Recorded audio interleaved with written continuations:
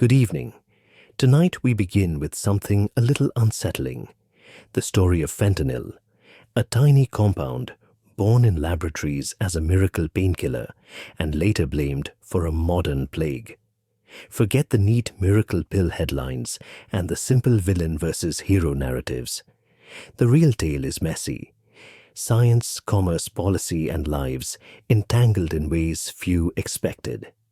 The truth is this history isn't remote. If fentanyl reaches your street, a single dose can be fatal. And for countless families, that reality is heartbreakingly immediate. So before you get comfortable, take a moment to like the video and subscribe, but only if you genuinely enjoy what I do here. And let me know in the comments where you're tuning in from and what time it is for you. It's always fascinating to see who's joining us from around the world. Silence your notifications, take a deep breath, and let's begin. In a modest laboratory on the outskirts of Beerse, Belgium, a man named Paul Janssen and a small, intensely curious team of chemists leaned over glassware and weighing scales in the late 1950s and into 1960. The air faintly scented with ethyl acetate and the metallic tang of distilled water, the hum of incubators and the whispered calculations of people who believed molecules could be coaxed into answering human pain. Janssen, born in 1926 and trained as a physician and pharmacologist, had turned in the post-war years to the business of making medicines on a scale the continent had never seen. He founded Janssen Pharmaceutica in 1953 in that Flemish town, a place with more pigeons than patents until, driven by the twin engines of curiosity and commerce, his group began building a ladder of synthetic opioids out of the same chemical scaffold that earlier compounds like pethidine had used, but with alterations aimed at a different, sharper goal: the creation of a powerful, fast-acting analgesic that could be tightly controlled in the hands of anesthetists and clinicians. They were working within the family of 4 anilinopiperidins, a chemical neighborhood defined by a piperidin ring, an organic shape that chemists think of like a small wheel anchored to an aniline group, the latter lending a particular affinity for biological receptors. The challenge, as the team saw it, was to build a molecule that would cross the blood-brain barrier with the delicate rapidity of a shadow, find its place on the mu-opioid receptor, and exert a potent analgesic effect without the slow, lethargic sedation that choked older opiates. They toyed with substituents and alkyl chains, with the length of a carbon tether and the angle of an aromatic ring, until they found a combination that in lab models yielded a compound of extraordinary potency and lipophilicity. It was a little thing in the chemistry books, a derivative with a phenyl group attached to the piperidine nitrogen that made it both more fat-loving and more eager to slip into the brain. Fentanyl, the discovery clothed in the old, sober language of patent sheets and analytical chemistry, felt to those who made it like an act of craft. Paul Janssen was not a romantic about molecules. His father, Constant Janssen, had been a general practitioner who turned to pharmaceutical importation in the 1930s, bringing Hungarian compounds into Belgium and Congo and the Netherlands, building a modest trade in vitamins and organ extracts. The young Paul watched his father move from clinic to commerce, saw the way a well-chosen chemical could ripple through markets and hospitals, and when his 4-year-old sister died of tubercular meningitis in the years before antibiotics could save her, he understood medicine's insufficiency in the face of biology's cruelties. He studied physics, biology, and chemistry during the Second World War at universities that remained open in occupied Belgium, then pursued his medical degree with honors at Ghent, all the while convinced that the future lay not in bedside manner, but in molecular architecture. By the time he completed his military service in Germany, working in pharmacology laboratories near Cologne, he had absorbed a working philosophy that the relationship between a molecule's structure and its activity in the body was a puzzle worth solving, and that solving it at scale could alter the trajectory of human suffering. So when he established his own research laboratory in 1953, renting space on the third floor of his father's pharmaceutical import business in Turnhout, he set about synthesizing new compounds with a methodical intensity that colleagues would later describe as relentless. The first success came quickly, a drug called ambucetamide for menstrual pain, launched in 1955. Then came others, antipsychotics and antiparasitics, each one a step toward the larger goal of building a pharmaceutical enterprise that could stand alongside the giants emerging in America and Switzerland. But it was the analgesics, the painkillers, that drew his deepest attention. Pain was universal, intractable, and in the 1950s still mostly managed with morphine or its chemical cousins. Drugs that worked but came burdened with nausea, respiratory depression, and the slow clouding of consciousness that made them unsuitable for many surgical applications. The molecule that would become fentanyl was synthesized in December of 1960, though the exact date is recorded only in laboratory notebooks that have since become the stuff of pharmaceutical legend. The synthesis itself was not dramatically different from earlier attempts. The team had been working through variations on the pethidine structure, which itself was a synthetic opioid developed decades earlier, and they had identified promising candidates by screening for opioid activity in animal models. What set fentanyl apart was a matter of degree and speed. In rats, and then in more sophisticated assays, the compound demonstrated potency roughly 100 times that of morphine, and it acted with remarkable swiftness, crossing into the central nervous system within moments of intravenous administration. The half-life was short, meaning the effects would fade quickly once dosing stopped, a feature that would prove invaluable in the controlled environment of an operating theater. The chemical name, stripped of its commercial branding, is N-phenyl-N, 1, 2-phenylethyl, piperidine 4-ill-propanamide. To a chemist, this string of syllables describes a precise architecture: a piperidine ring, a phenyl group attached at one position, a phenethyl chain extending from the nitrogen, and a propanamide tail completing the structure. To a pharmacologist, it describes a key fitting into a lock, the mu-opioid receptor in the brain and spinal cord, where it would bind with high affinity and trigger the cascades that silence pain signals. The lipophilicity, the molecule's love of fat, meant it could slip through the fatty membranes that guard the brain from most substances in the bloodstream, and, once inside, it worked quickly and cleanly without the histamine release that made morphine so prone to causing itching and nausea. Janssen knew he had something unusual, but he also knew that unusual was not the same as useful. A molecule's activity in a laboratory tells you what it can do, not what it should do, or how it will behave in the vastly more complicated environment of a human body under surgical stress. So the compound entered the slow, cautious process of clinical evaluation, first in Europe, where Janssen had connections and credibility, and then, with patience and negotiation, in the broader international market. The early trials focused on surgical anesthesia, where fentanyl's rapid onset and short duration made it ideal for procedures that required precise control over pain without the prolonged sedation that made recovery slower and more dangerous.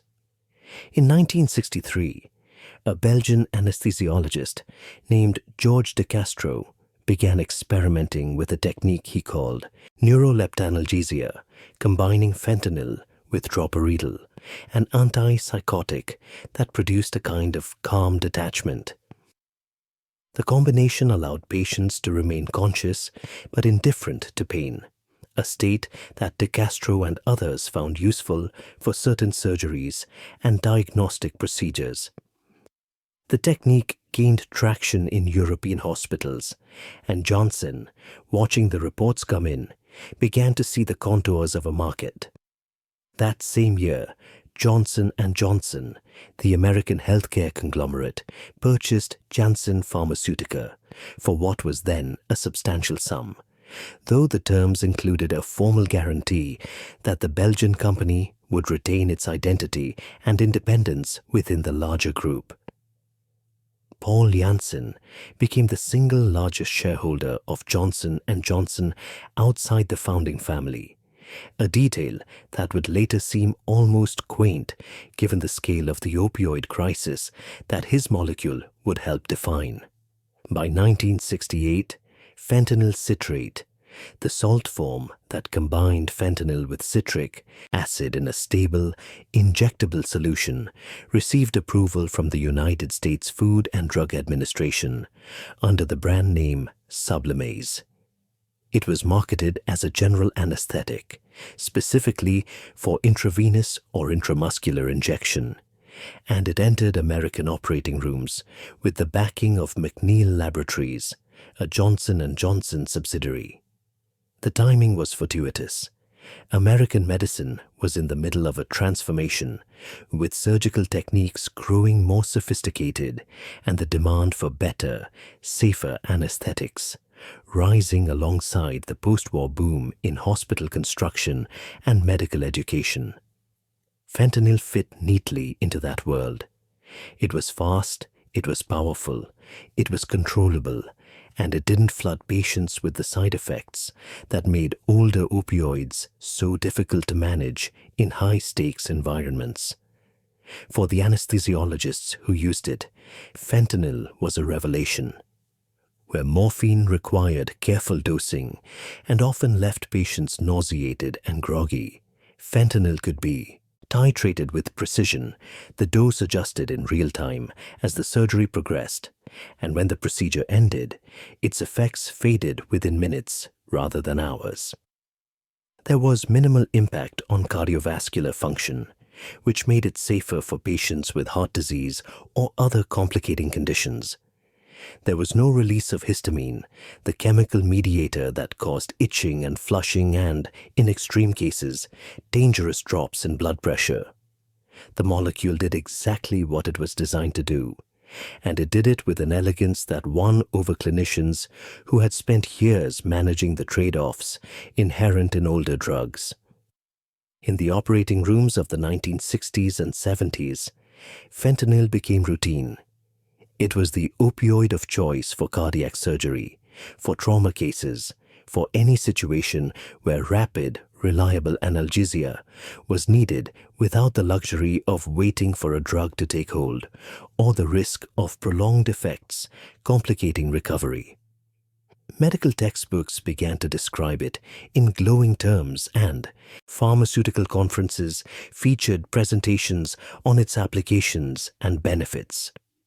Paul Janssen, who by then had moved on to synthesizing other molecules, other breakthroughs, watched from a distance as his creation became embedded in the infrastructure of modern medicine. He was not sentimental about it. To him, fentanyl was one entry in a portfolio that would eventually include more than 80 patented medications, 4 of which would make the World Health Organization's list of essential medicines. It was craft, not art, and the satisfaction came from solving problems, not from attachment to any particular solution. But fentanyl was different in ways that Janssen could not have anticipated. Its potency, which made it so valuable in controlled settings, also made it dangerous in uncontrolled ones. A therapeutic dose measured in micrograms, not milligrams. A range so narrow that the difference between relief and respiratory arrest could fit on the head of a pin.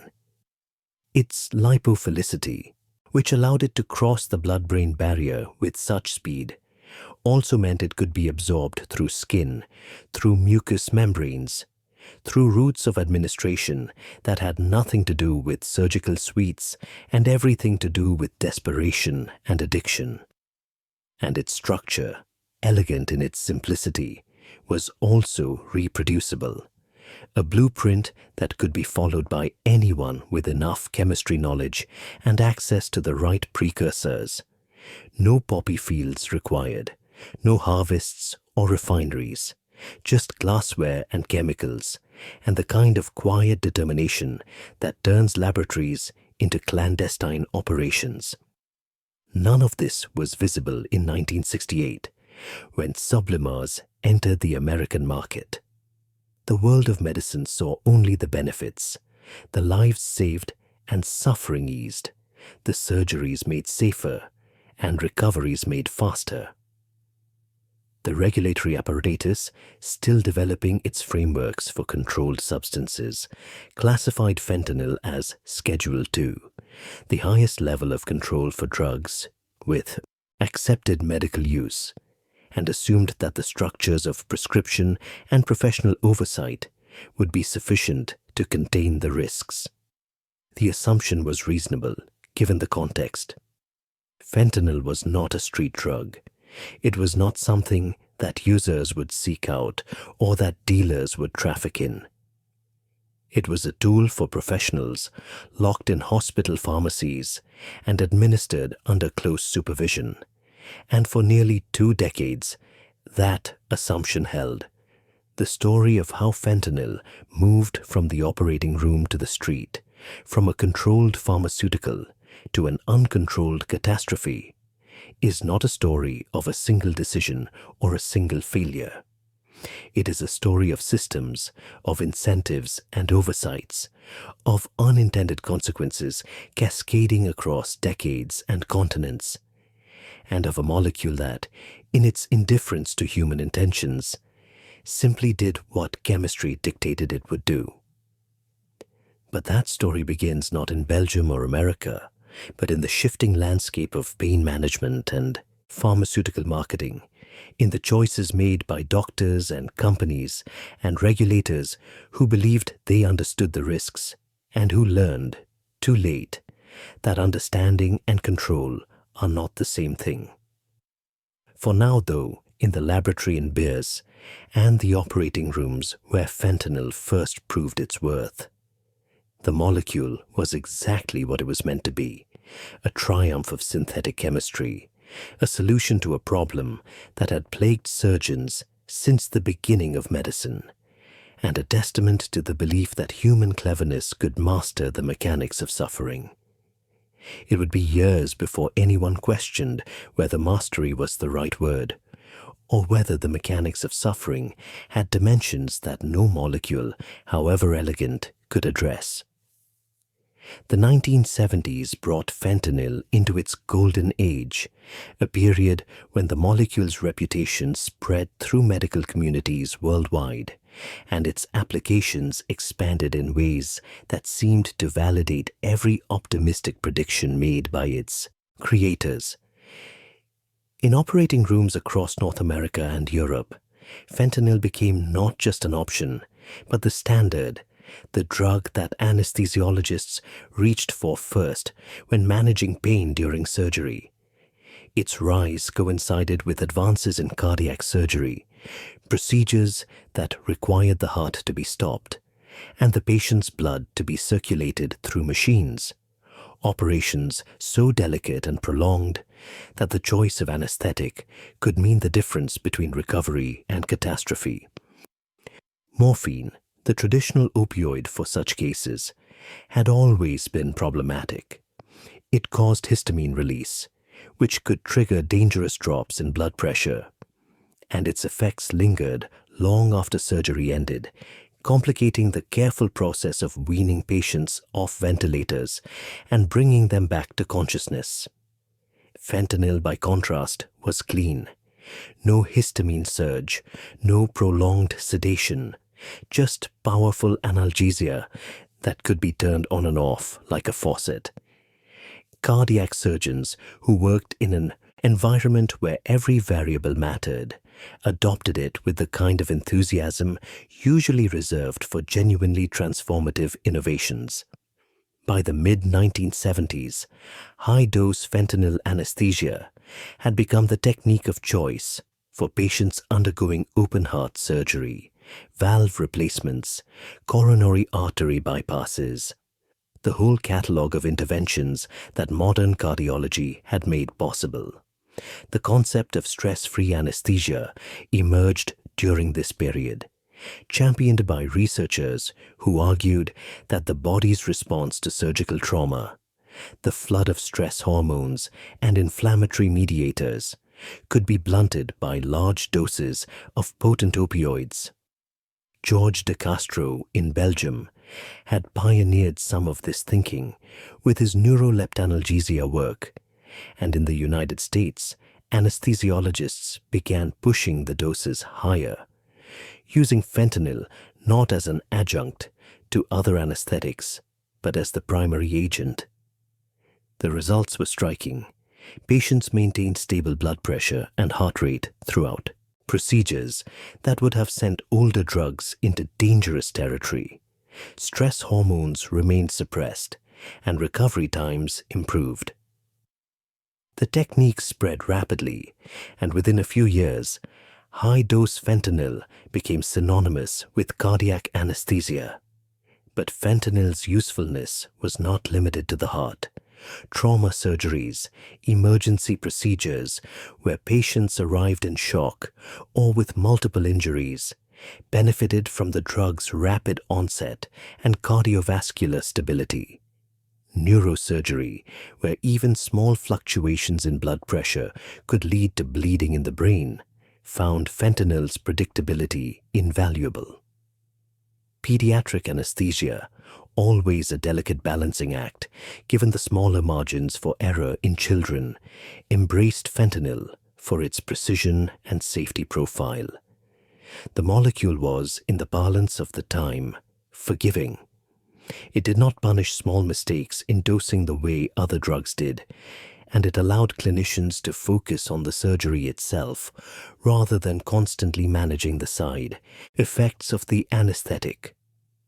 The success of fentanyl inspired the team at Janssen Pharmaceutica to continue refining the formula, searching for compounds that could do what fentanyl did, but with even greater potency or longer duration or some other desirable characteristic. In the 1970s and early 1980s, they synthesized alfentanil and sufentanil, both members of the same chemical family, both designed for specific niches within anesthesia practice. Alfentanil had a faster onset and shorter duration than fentanyl, making it ideal for brief procedures or for situations where anesthesiologists needed to adjust the depth of anesthesia quickly. Sufentanil was the opposite, longer lasting and roughly 10 times more potent than fentanyl, a drug that could provide sustained analgesia with smaller doses and fewer injections. Then there was carfentanil, synthesized in the same period but never intended for human use. It was designed for veterinary applications, specifically for immobilizing large animals like elephants and rhinoceroses, creatures whose size made conventional tranquilizers impractical.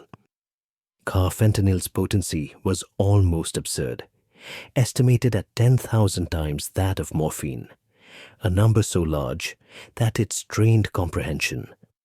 A single milligram could sedate an elephant. A few micrograms, an amount invisible to the naked eye, could kill a human.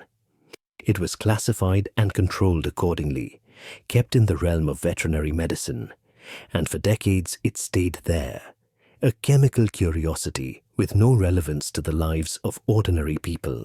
This proliferation of fentanyl derivatives, each tailored to specific medical needs, reflected a broader confidence in the pharmaceutical enterprise. The belief was that chemistry, properly applied, could solve the problems that older drugs created. If morphine caused too much nausea, synthesize something that didn't. If one opioid lasted too long, make another that didn't. The tools were available, the knowledge was expanding, and the incentive structure, both intellectual and financial, encouraged innovation. Paul Janssen himself embodied this ethos. By the time of his death in 2003, he held more than 100 patents, and his company had grown into one of the most profitable divisions of Johnson & Johnson, a global enterprise with tens of thousands of employees and annual revenues measured in billions. But the true revolution in fentanyl's medical use came not from new derivatives, but from a new delivery system. In the late 1980s, a California-based company called Alza Corporation began working on a transdermal patch, a technology that would allow fentanyl to be absorbed slowly through the skin over a period of days, rather than injected in boluses over minutes. The idea was elegant in its simplicity. Chronic pain patients, particularly those with cancer, often needed around-the-clock opioid therapy, and the existing options were all imperfect. Pills had to be taken every few hours, and their absorption varied depending on what the patient had eaten and how their digestive system was functioning. Injections were effective but required either frequent visits to medical facilities or the training and willingness to self-administer, neither of which was practical for many patients. A patch that could be applied once every 3 days and deliver a steady, predictable dose of fentanyl seemed like the answer to a problem that had frustrated pain specialists for decades. The development process was long and technically challenging. Fentanyl's high potency and lipophilicity made it a good candidate for transdermal delivery. But engineering a patch that would release the drug at a consistent rate, that would adhere reliably to skin, and that would maintain stability in storage required years of research and refinement. Alza worked through multiple prototypes, testing adhesives and gel formulations and membrane designs. And by the early 1990s, they had a product ready for clinical trials. The results were promising. Patients reported consistent pain relief without the peaks and troughs that came with oral medications, and side effects were generally manageable. Constipation remained an issue, as it did with all opioids, but nausea and sedation were less pronounced than with oral morphine. In August of 1990, the FDA approved the Duragesic patch for use in patients with chronic pain who required continuous opioid therapy and could not be managed with alternative treatments. The approval came with specific language about who should use the patch: opioid-tolerant patients, people who had already been taking strong painkillers for long enough that their bodies had adapted, who understood the risks, and who needed the kind of sustained relief that only a long-acting opioid could provide. The label emphasized that Duragesic was not for acute pain, not for post-operative pain, not for mild or intermittent discomfort. It was for severe, chronic pain, the kind that came with advanced cancer or other conditions where suffering was constant and conventional treatments had failed. Paul Janssen, when approached about the patch, had been skeptical. He worried it was a gimmick, a new delivery system for an old drug that would not fundamentally change outcomes. But after extensive market analysis and months of negotiation, he consented, and Janssen Pharmaceutica partnered with Alza to bring Duragesic to market. The skepticism proved unfounded. By the mid-1990s, the patch had become one of the most successful analgesic products in pharmaceutical history, with patients and doctors alike praising its convenience and effectiveness. Cancer patients, who often faced months or years of unrelenting pain, found in Duragesic a measure of relief that allowed them to function, to spend time with family, to retain some quality of life in the face of terminal illness. The financial success was extraordinary. By 2004, the last year before the patent expired and generic versions flooded the market, Duragesic generated $2.4 billion in sales. That number represented not just profit, but impact. Millions of patches applied to millions of patients. A molecule doing exactly what it was designed to do on a scale that Paul Janssen, working in that modest laboratory in Beers 4 decades earlier, could not have imagined. The World Health Organization added fentanyl to its list of essential medicines, a designation reserved for drugs that met the most important needs in healthcare systems worldwide. Generic manufacturers lined up to produce their own versions of the patch, and within a few years, transdermal fentanyl was available at a fraction of the brand name cost, making it accessible to patients who could not have afforded Duragesic. The success of the patch inspired other companies to explore alternative delivery systems. If fentanyl could be absorbed through skin, perhaps it could also be delivered through mucous membranes, through the tissues inside the mouth or nose, where absorption was even faster and more direct. Anesta Corporation developed Actic, a lollipop-like formulation that patients could suck on, dissolving fentanyl slowly in their mouths for rapid relief of breakthrough pain, the sudden flares that punctuated chronic conditions, and that oral medications were too slow to address.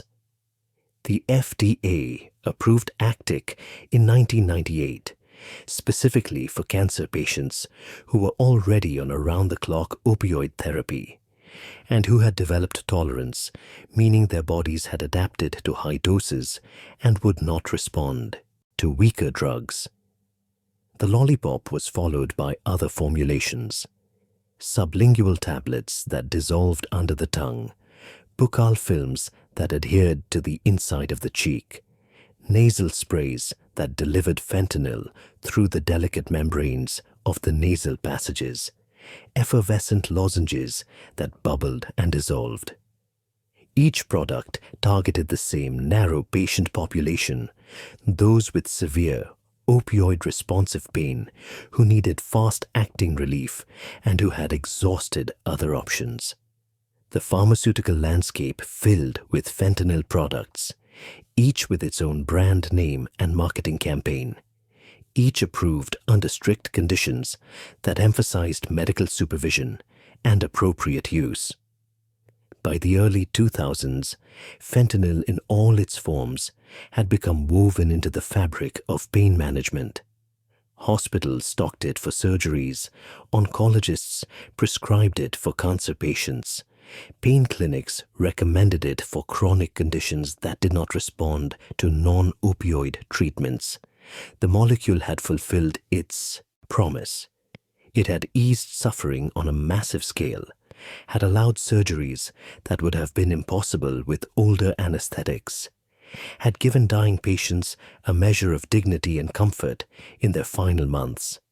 Medical journals published studies documenting its efficacy and safety when used appropriately, and the consensus among clinicians was that fentanyl, properly managed, represented one of the great successes of modern pharmacology. The system, as it existed in those years, seemed robust. Fentanyl was tightly controlled, available only by prescription, monitored by regulatory agencies, and used primarily in settings where medical professionals could oversee dosing and watch for adverse effects. The patches came with detailed instructions and warnings about heat exposure, about the danger of cutting or damaging the patch, about the importance of disposing of used patches safely so that children or pets would not come into contact with residual drug. The lozenges and sprays and tablets were dispensed only to patients enrolled in risk management programs, systems designed to ensure that the drugs reached the people who needed them and no one else. But systems are only as strong as the assumptions they rest on, and the assumptions underlying fentanyl's medical use were beginning to show cracks. The first was the belief that opioid therapy, even long-term high-dose therapy, could be managed without significant risk of addiction if the patient had a legitimate medical condition. This belief, heavily promoted by pharmaceutical companies and adopted by many pain specialists, downplayed the neurobiological reality that opioids are addictive substances regardless of why they are prescribed. The second assumption was that the infrastructure of prescription and oversight would be sufficient to prevent diversion, the movement of pharmaceutical drugs from legitimate medical channels into illicit markets. This assumption underestimated both the resourcefulness of those seeking drugs and the vulnerabilities in a system that relied on trust and professional judgment. The third assumption, perhaps the most dangerous, was that fentanyl would remain a pharmaceutical product, something synthesized in regulated factories and distributed through regulated channels. No one in the medical community or in the regulatory agencies or even in law enforcement seriously considered the possibility that fentanyl could be made outside those channels, that clandestine chemists could replicate what Janssen's team had done in beers and produce the drug in makeshift laboratories with no oversight and no quality control. The chemistry was known, published in scientific journals and patent applications, but the synthesis required skill and equipment and precursor chemicals that seemed difficult to obtain. The assumption was that these barriers would hold, that fentanyl's illicit production would remain marginal, a curiosity rather than a crisis. These assumptions, built on decades of experience with other controlled substances and on the genuine successes of pharmaceutical fentanyl, seemed reasonable at the time. Fentanyl had been in medical use for more than 30 years without causing the kind of widespread abuse seen with other opioids. It was powerful, yes, but its power was also its limitation. The narrow therapeutic window, the ease with which a slightly too large dose could stop breathing, made it unappealing as a recreational drug. Users seeking a high generally preferred substances with more forgiving dose-response curves, drugs where the difference between euphoria and death was measured in milligrams rather than micrograms.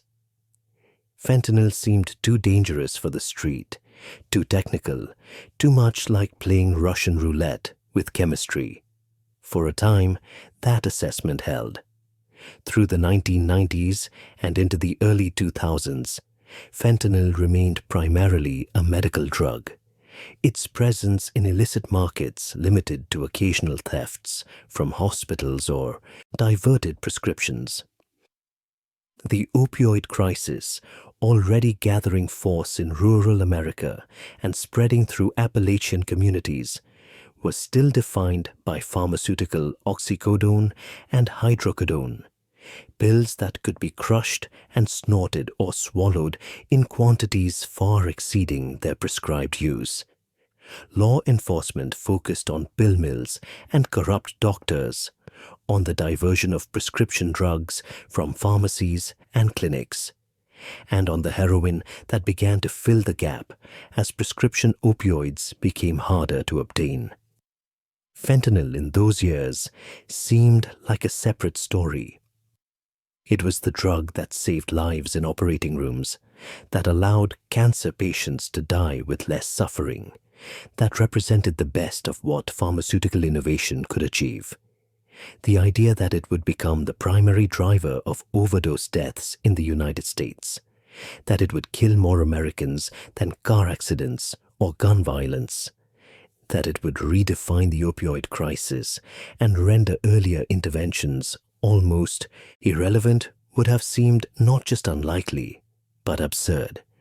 Yet the conditions for that transformation were already in place, visible to anyone willing to look closely at the systems that governed pain, addiction, and the global flows of chemicals and commerce. The golden age of medical fentanyl was ending, though few recognized it at the time, and what would follow would be something darker, more chaotic, and vastly more deadly.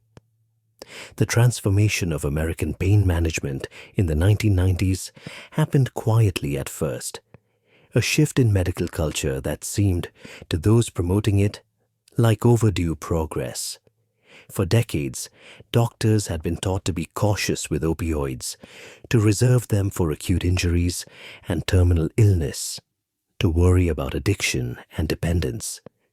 But a growing chorus of voices, many backed by pharmaceutical companies, argued that this caution had created an epidemic of undertreated pain, that millions of Americans were suffering needlessly because physicians were too conservative, too fearful of prescribing the medications that could actually help. Pain, these advocates said, should be treated as aggressively as any other medical condition, and the tools to do so were already available if only doctors would overcome their reluctance. The campaign had institutional weight behind it. In the mid-1990s, the American Pain Society began promoting the idea that pain should be considered the fifth vital sign, assessed at every medical encounter alongside temperature, pulse, respiration, and blood pressure. The Veterans Health Administration adopted this framework, and other healthcare systems followed. The logic seemed sound. If pain was routinely evaluated and taken seriously, patients would receive better care, and the stigma around reporting pain would diminish. But the implementation created perverse incentives. Physicians, already pressed for time and facing pressure to improve patient satisfaction scores, found it easier to prescribe opioids than to engage in the longer, more complex conversations that non-pharmaceutical pain management required. Purdue Pharma's launch of OxyContin in 1995 crystallized these trends. The drug was extended-release oxycodone, designed to provide 12 hours of pain relief from a single pill, and it was marketed with an intensity that would later become the subject of lawsuits and criminal investigations. Sales representatives fanned out across the country, targeting physicians in regions where pain complaints were common and opioid prescribing was already established, and they delivered a message that downplayed addiction risks and emphasized the suffering that untreated pain caused. The marketing materials claimed that addiction was rare in patients with legitimate pain, a statement that had some basis in clinical observations of cancer patients, but that was being extrapolated far beyond its original context to include chronic non-cancer pain, a vastly different population with vastly different risks. Prescription rates climbed. Between 1997 and 2007, the milligram per person consumption of opioids in the United States more than doubled. Doctors who had previously reserved opioids for severe conditions began prescribing them for back pain, arthritis, fibromyalgia, any condition where patients reported persistent discomfort and where other treatments had not provided satisfactory relief. The cultural shift was profound. Opioids went from being drugs of last resort to being first-line treatments. And patients who might once have been told that some level of pain was inevitable were now told that complete relief was not only possible, but expected.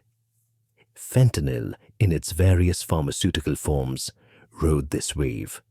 While OxyContin and hydrocodone products captured most of the attention and most of the prescriptions, fentanyl patches and lozenges found their own niches. The Duragesic patch, approved for opioid-tolerant patients with chronic pain, began to appear in contexts that stretched the boundaries of appropriate use.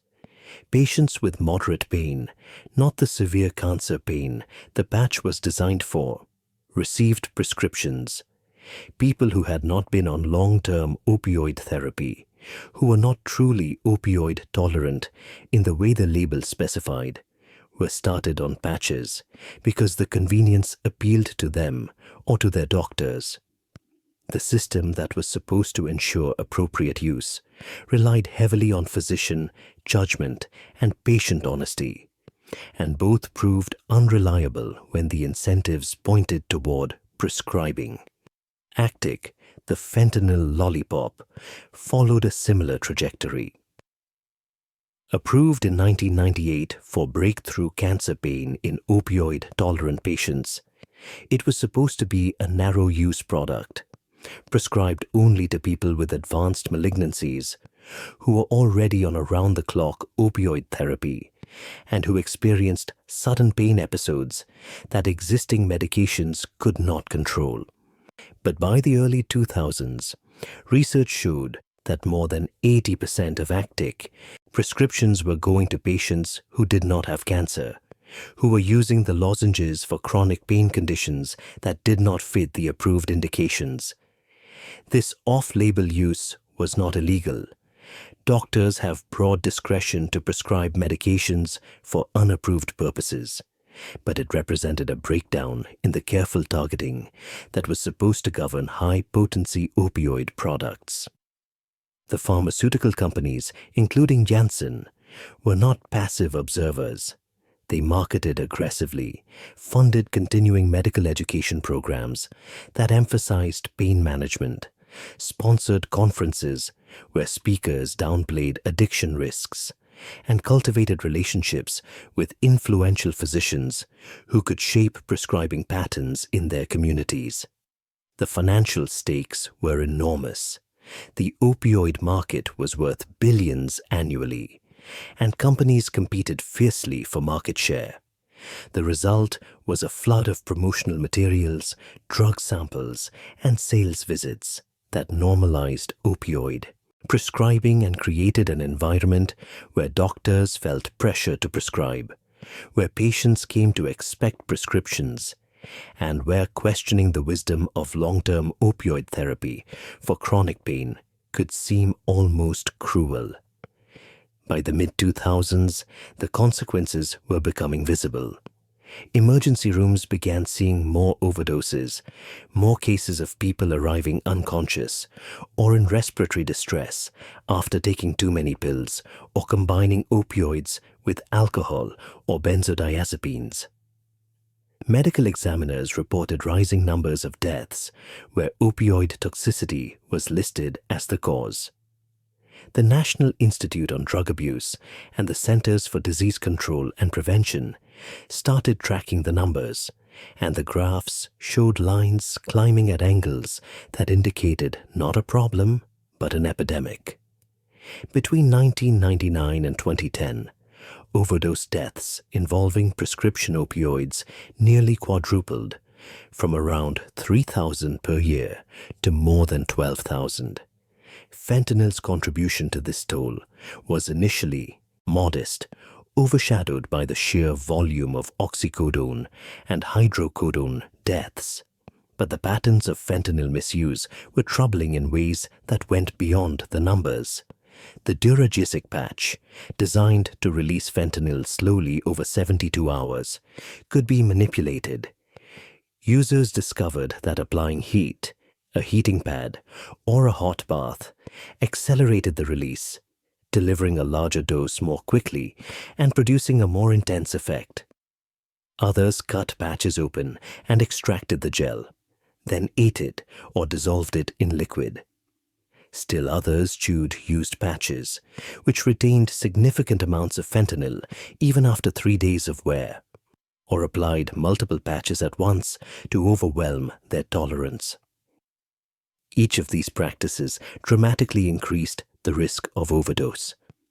Fentanyl's narrow therapeutic window meant that the difference between a therapeutic dose and a lethal one could be a matter of micrograms, and the methods people used to extract or accelerate the drug's delivery were imprecise at best. Deaths accumulated. In 2005, the FDA began an investigation into Duragesic after receiving reports of deaths and serious injuries. A public health advisory issued in 2007 warned that some doctors were prescribing the patch inappropriately and that some patients were using it incorrectly, and the advisory detailed the dangers: respiratory depression that could occur hours after application as fentanyl levels built up in the bloodstream, interactions with other medications that altered fentanyl's metabolism, the persistence of effects even after patch removal because the drug had accumulated in fatty tissues. The advisory also highlighted a problem that had received less attention: accidental exposure. Young children exploring or playing would find discarded patches, often in household trash, and put them in their mouths.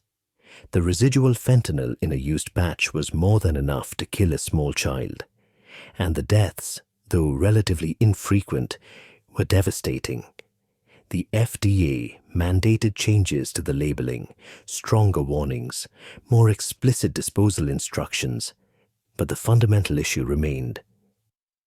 Fentanyl was extraordinarily dangerous outside controlled medical contexts, and the systems meant to keep it contained were failing. While pharmaceutical fentanyl was being misused, a more ominous development was occurring in clandestine laboratories. Between 2005 and 2007, the Drug Enforcement Administration identified more than 1,000 deaths associated with illegally manufactured fentanyl, fentanyl that had not come from diverted patches or prescriptions, but from labs operating outside any regulatory framework. This non-pharmaceutical fentanyl appeared in several regions, particularly in the Midwest and Northeast, often mixed with heroin or sold as heroin to users who had no idea what they were taking. The consequences were predictable and horrific. People expecting heroin's potency received doses of fentanyl that were many times stronger, and they died, sometimes before the needle was even out of their arms. The synthesis methods were known. The Siegfried method, published in 1978 and later disseminated through internet forums like The Hive, provided step-by-step instructions for producing fentanyl from precursor chemicals that were, at the time, relatively easy to obtain. The method required some chemistry knowledge and equipment, but nothing beyond what a competent undergraduate with access to a basic lab could manage. This accessibility, combined with fentanyl's potency, made it attractive to clandestine manufacturers. A small amount of fentanyl could be cut into a large amount of heroin, stretching supplies and increasing profits. Or it could be sold directly to users seeking something stronger than what the traditional drug market offered. The early wave of illicit fentanyl from 2005 to 2007 was eventually traced to a handful of sources, and law enforcement actions disrupted the supply. Deaths declined, and for a brief period it seemed like the problem might be contained. But the fundamentals had not changed. The knowledge of how to make fentanyl was public. The precursors were available through chemical supply companies with minimal oversight. And the demand for opioids, driven by the prescription epidemic and the growing population of people with opioid use disorder, was immense and growing. The illicit fentanyl of the mid-2000s was a preview, a warning that went largely unheeded in the noise of the broader opioid crisis. What law enforcement and public health agencies did not yet grasp was that fentanyl's production would not remain a domestic cottage industry.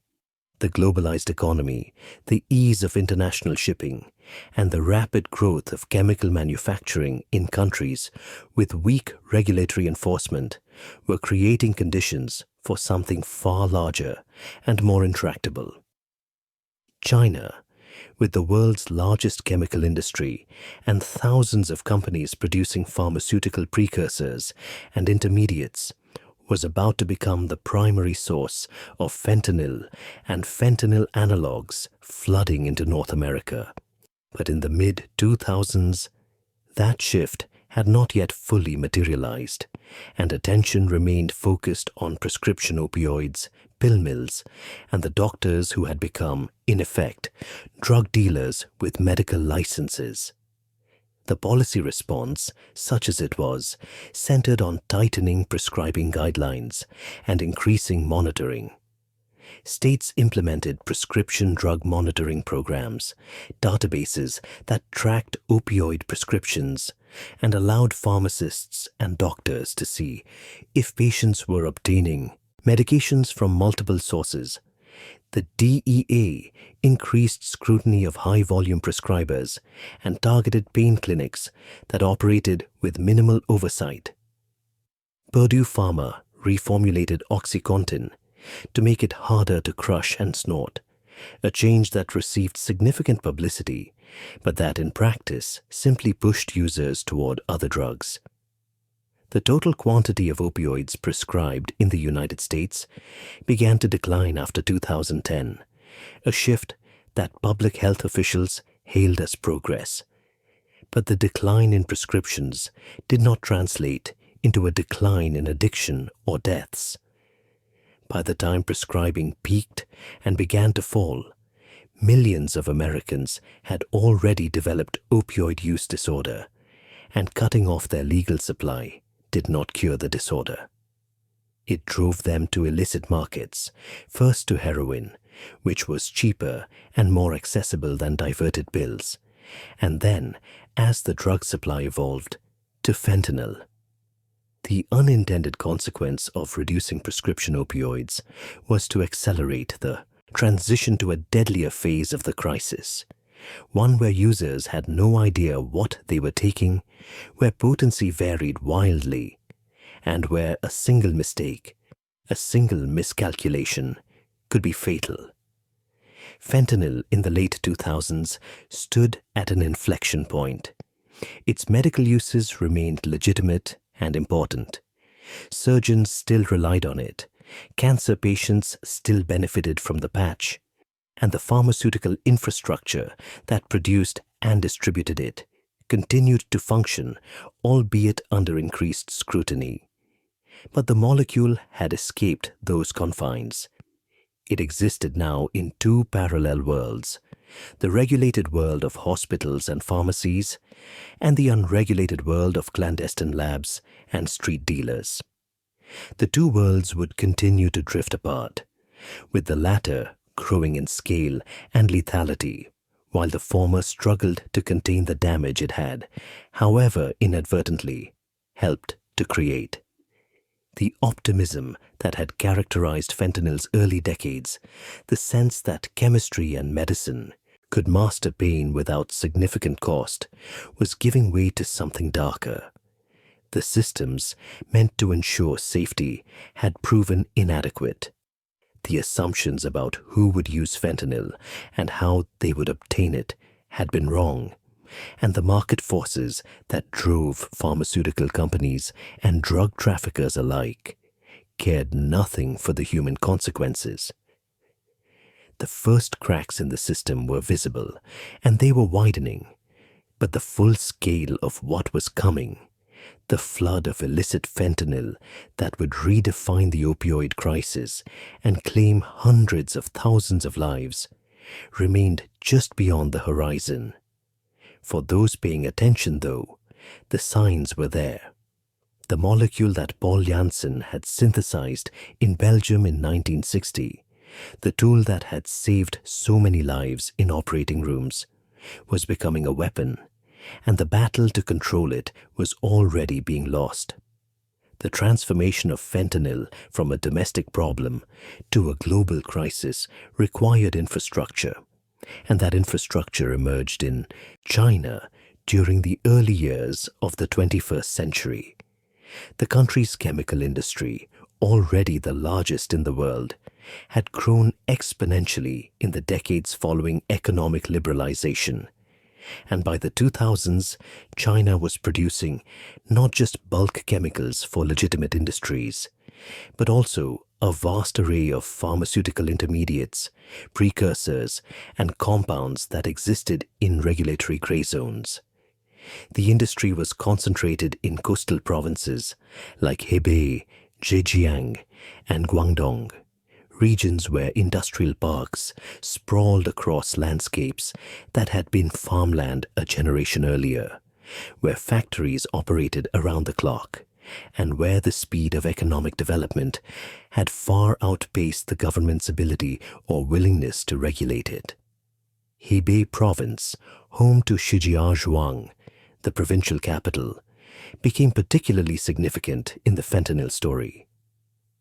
The region had a long history of chemical production, and it possessed the key ingredients for success in the synthetic drug trade, a large population of trained chemists, many of them graduates of Chinese universities, where organic chemistry was taught to high standards. Easy access to precursor chemicals, which were produced legally for use in pharmaceuticals, agricultural chemicals, and industrial processes, and connectivity to global shipping networks through ports like Tianjin, where containers moved by the millions and where oversight was inconsistent at best. The combination proved ideal for an industry that thrived on opacity and minimal regulation. The early production of illicit fentanyl in China appears to have been opportunistic rather than organized, unlike the large criminal syndicates that controlled heroin production in the Golden Triangle or cocaine production in South America. The Chinese fentanyl trade was initially dominated by what investigators would later describe as mom-and-pop operations, small-scale entrepreneurs who saw a market opportunity and had the technical knowledge to exploit it. These were not violent cartels. They were chemists and business people, often operating out of small facilities or even residential properties, synthesizing fentanyl and its analogs in batches that could be shipped directly to customers in the United States and Europe via international mail. The business model was straightforward. Websites, often in English, advertised fentanyl and related compounds with remarkable openness, listing prices, purity levels, and shipping options.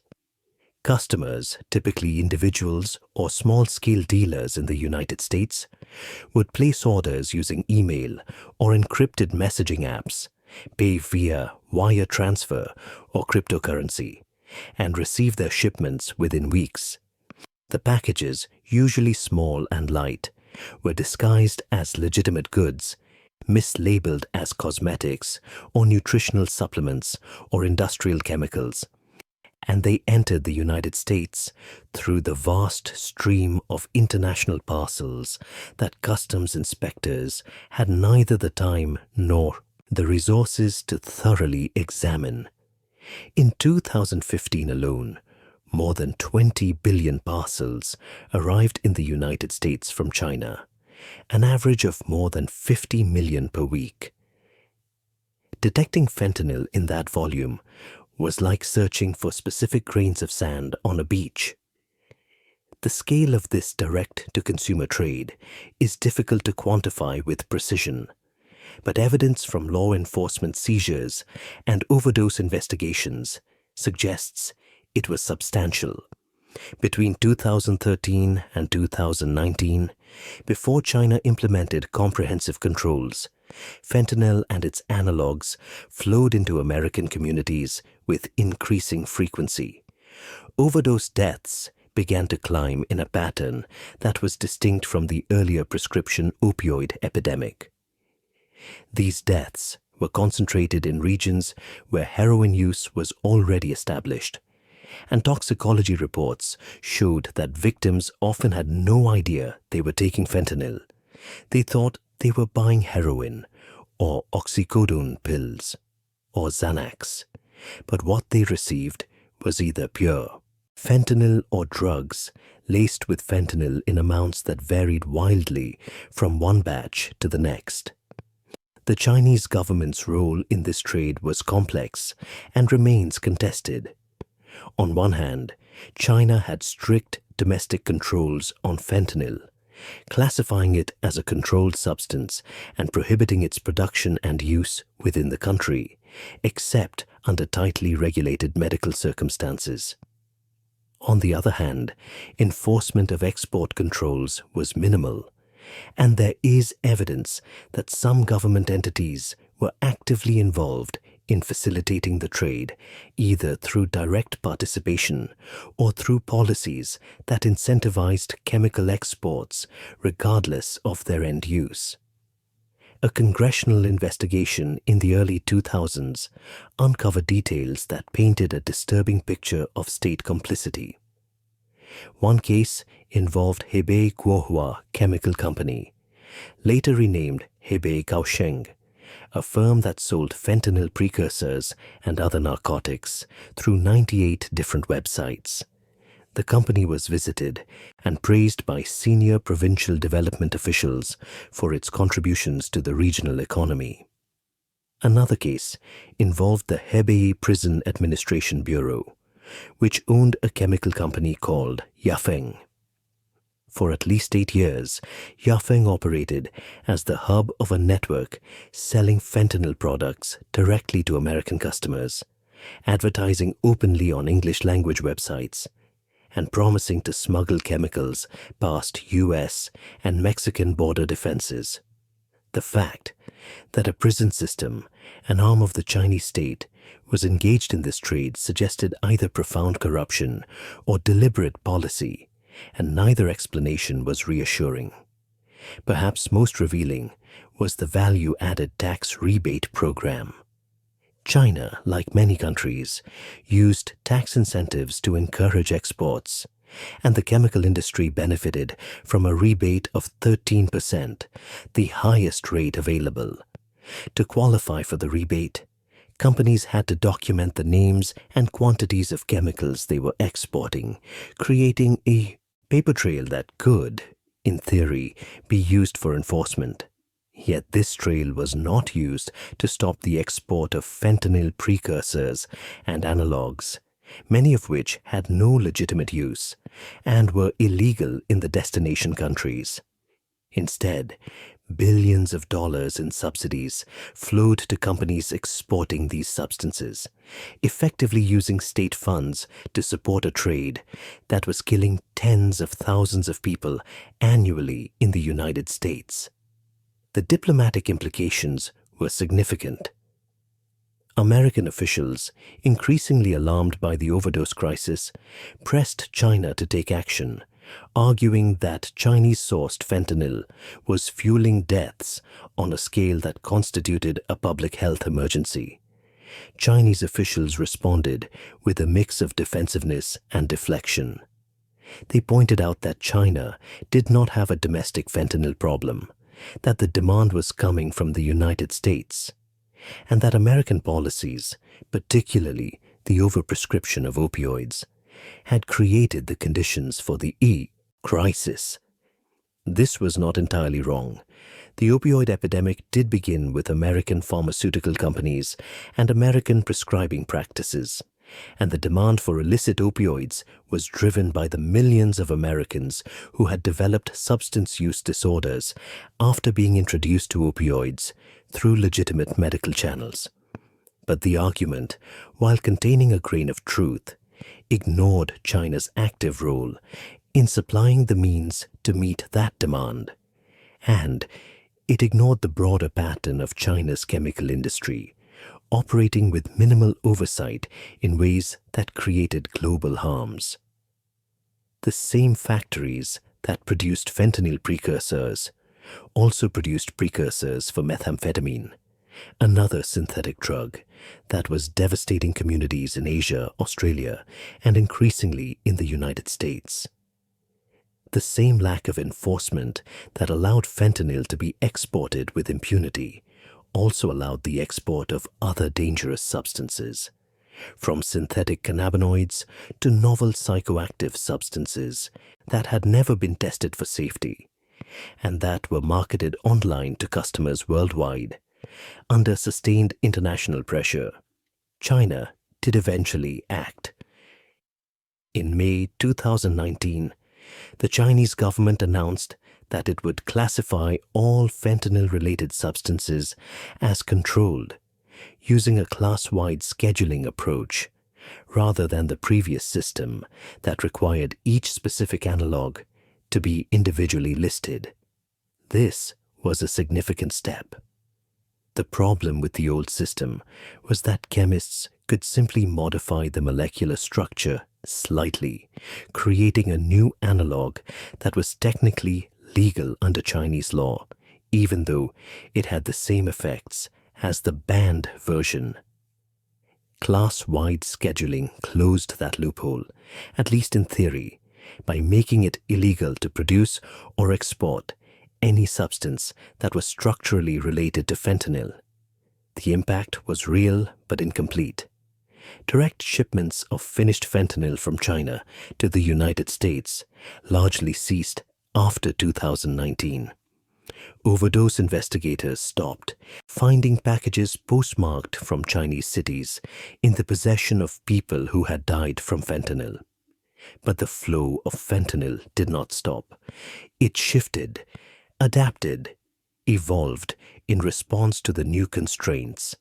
Chinese suppliers, facing restrictions on exporting finished fentanyl, pivoted to exporting precursor chemicals, the elemental building blocks from which fentanyl could be synthesized. These precursors were often not themselves controlled substances, or they were controlled in some jurisdictions but not others, creating legal gray zones that traffickers exploited with considerable skill. The primary destination for these precursors became Mexico, where cartels had the infrastructure and expertise to turn chemicals into finished drugs.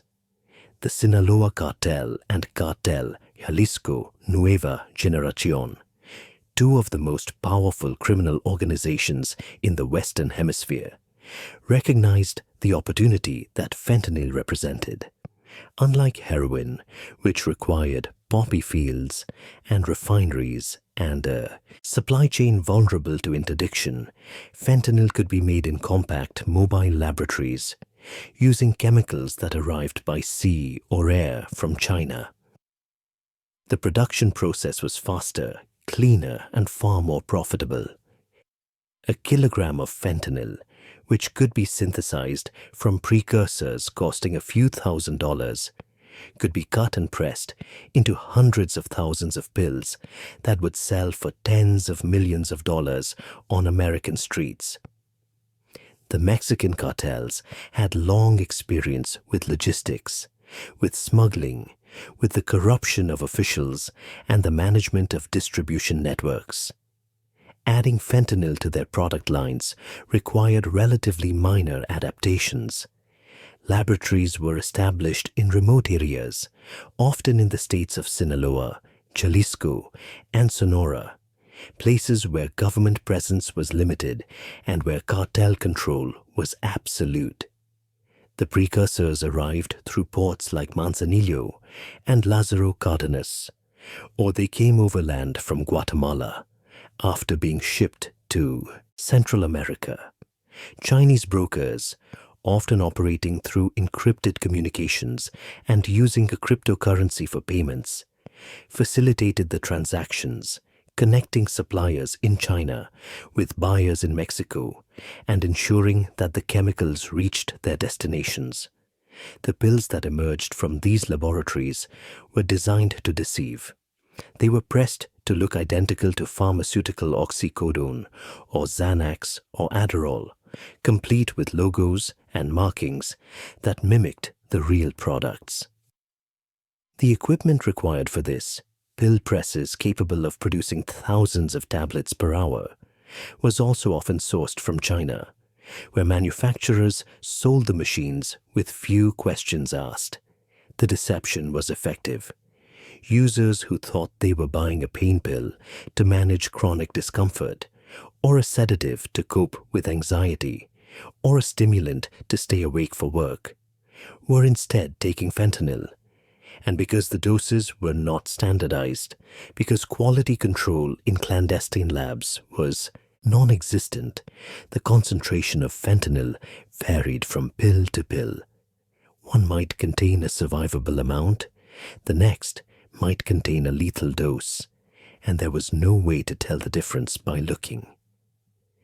By the early 2000s, the supply chain was firmly established.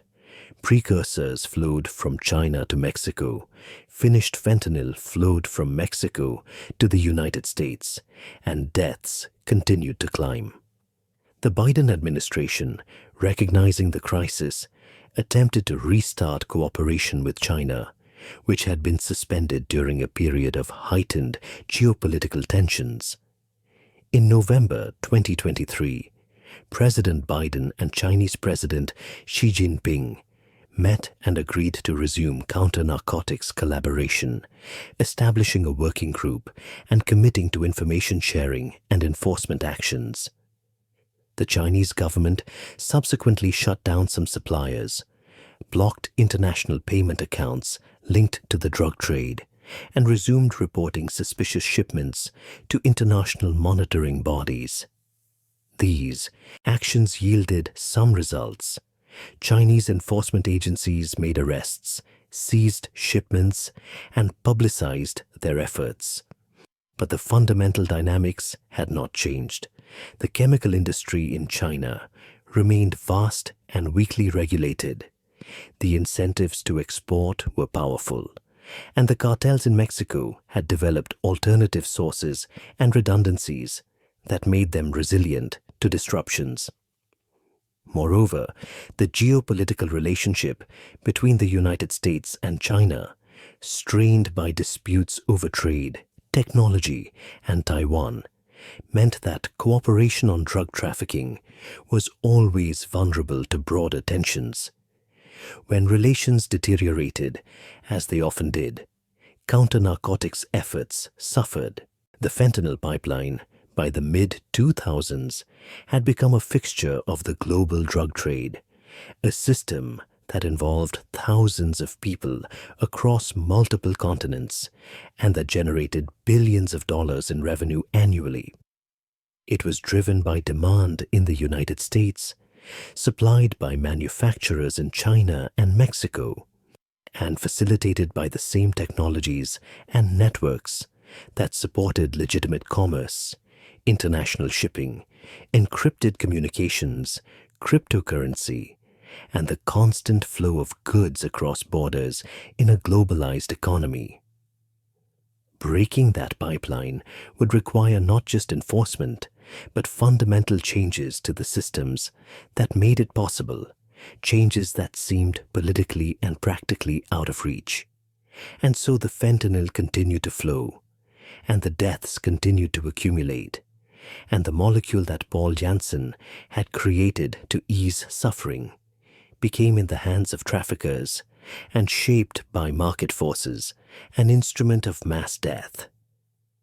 The year 2013 marked the beginning of what epidemiologists would later call the third wave of the American opioid crisis, though at the time the shift was not immediately obvious to those tracking overdose deaths. The first wave, starting in the late 1990s, had been driven by prescription opioids like OxyContin and Vicodin, pills that physicians prescribed with increasing liberality and that patients consumed, diverted, and became dependent upon in numbers that overwhelmed treatment systems.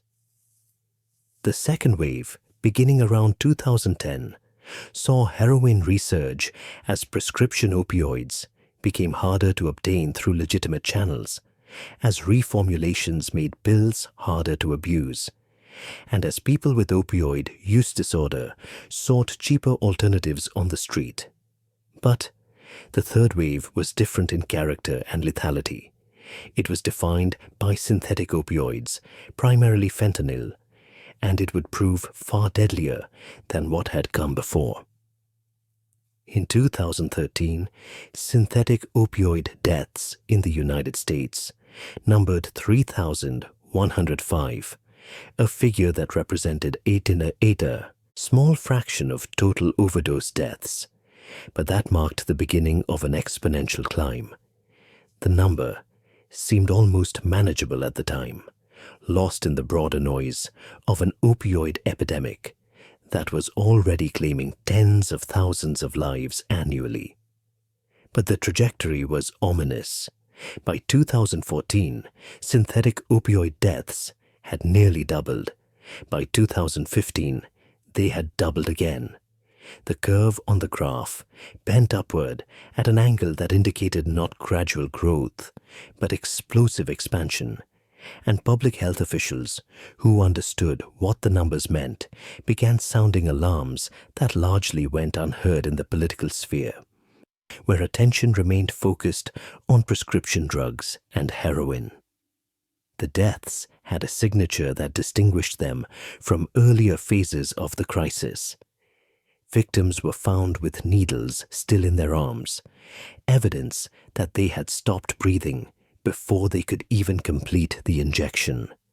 Others died alone in bathrooms or bedrooms, collapsing so quickly that they had no time to call for help. Emergency responders reported cases where standard doses of naloxone, the opioid overdose reversal drug, were insufficient to revive people, requiring multiple administrations or higher doses than had been typical with heroin overdoses. Medical examiners conducting autopsies and toxicology screens found fentanyl in concentrations that dwarfed what anyone would have received in a hospital setting, and they found it in people who had no prescriptions for the drug, no legitimate medical reason to possess it, and often no awareness that they had taken it.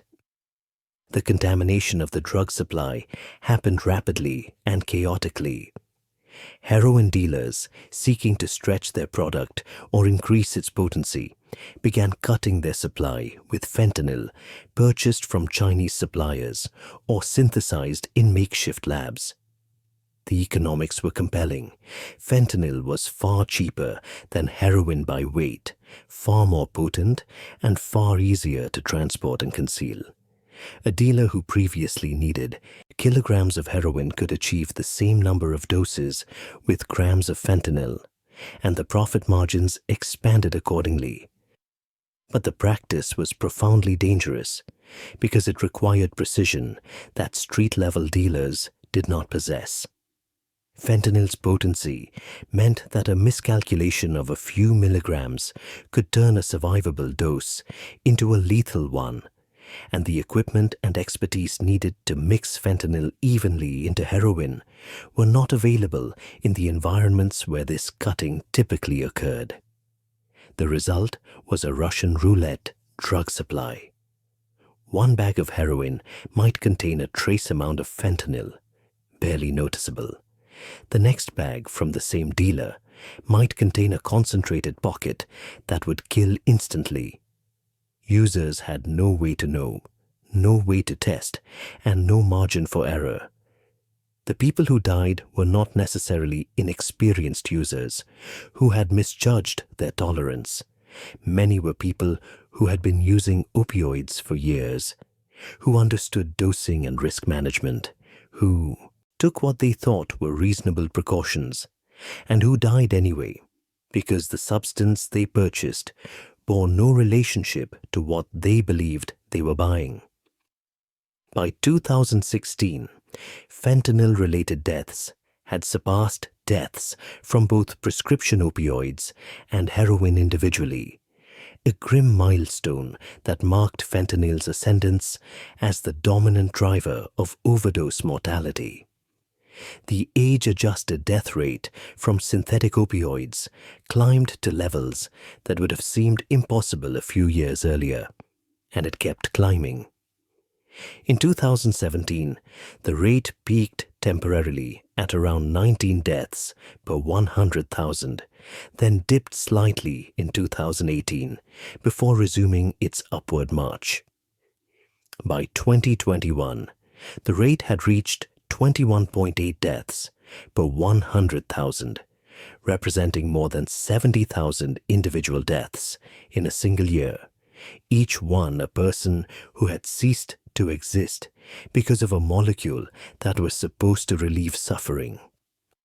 The geographic spread of fentanyl deaths revealed patterns that complicated the earlier narrative of the opioid crisis as primarily a rural, white, Appalachian phenomenon.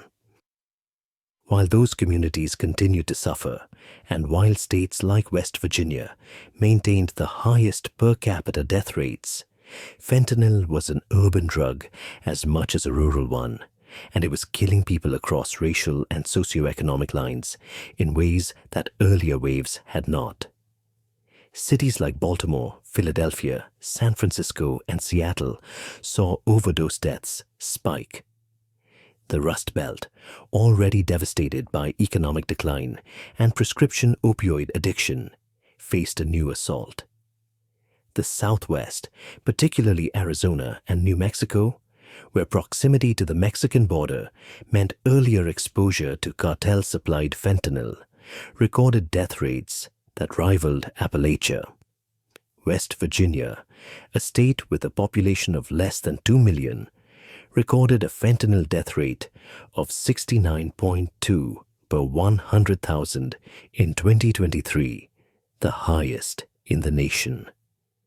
That rate translated to more than 1,000 deaths in a single year in a state where everyone seemed to know someone who had been lost, where funeral homes ran advertisements for overdose victim services, where naloxone was distributed in libraries and community centers, and where the social fabric had been torn by grief repeated so many times it became almost normalized.